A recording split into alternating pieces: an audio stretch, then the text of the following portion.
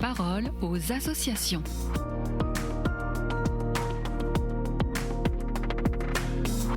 Bienvenue dans la parole aux associations. Je reçois aujourd'hui Jean-Damien Lelièvre, président de l'association Aux Captifs La Libération. Bonjour. Bonjour Alice. Votre association va à la rencontre et accompagne des personnes sans abri et des personnes en situation de prostitution. Comment faites-vous pour discuter avec les SDF lors de vos maraudes? Quand nous les voyons dans la rue, beaucoup ont l'air très alcoolisés. Oui, c'est vrai. L'alcool est très présent dans la rue et de nombreuses personnes que nous rencontrons dans nos maraudes sont alcoolisées. Et même, elles ont souvent développé une dépendance à l'alcool.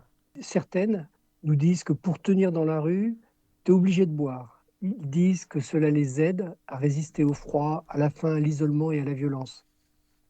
Alors, face à toutes ces situations, nous avons mis en place un programme spécifique pour les personnes alcoolodépendantes. En quoi consiste ce programme? Comme avec toutes les personnes de la rue rencontrées par les captifs, il s'agit d'abord de créer une relation de confiance. Cette relation de confiance va permettre de discuter progressivement de la réalité de leur dépendance à l'alcool. Progressivement, la personne va faire le constat que son corps ne peut plus se passer de l'alcool. Elle va aussi prendre conscience des impacts de l'alcool sur sa vie, sur sa santé, sur les difficultés à trouver un hébergement, sur la vie sociale aussi, puisque l'alcool isole. Mais entrer en contact avec des personnes alcoolisées, ce n'est pas toujours facile, non? En fait, c'est vrai que c'est pas très facile, mais il faut que nous laissions de côté nos préjugés et aussi nos peurs face à des situations que nous ne maîtrisons pas. Mais l'alcool peut rendre aussi gai, voire très gai pour certains. Alors c'est souvent par l'humour que nous réussissons à établir un premier contact avec elle. Et puis les bénévoles et les salariés des captifs ont l'habitude de ces situations. Aux captifs, on ne se cache pas pour boire.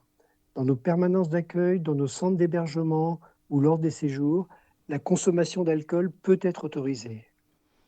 Je comprends que vous essayez d'abord de mettre des mots sur la dépendance à l'alcool, mais après, comment la personne peut-elle avancer?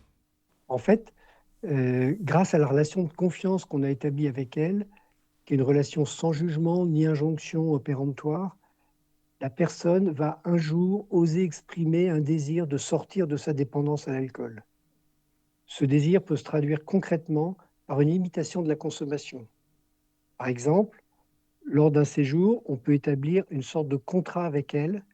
Ce contrat définit la consommation journalière dont son corps a besoin à ce moment-là. Cette consommation va lui permettre de participer à la vie collective en respectant les autres personnes. Après, par la suite, on peut accompagner la personne jusqu'à un sevrage. Mais c'est vrai que c'est une démarche complexe qui doit partir de la personne accueillie et qui implique les travailleurs sociaux de l'association, les médecins, les psychologues spécialisés en addictologie. Et justement, par rapport à cette complexité, vous n'avez pas parfois la tentation de baisser les bras?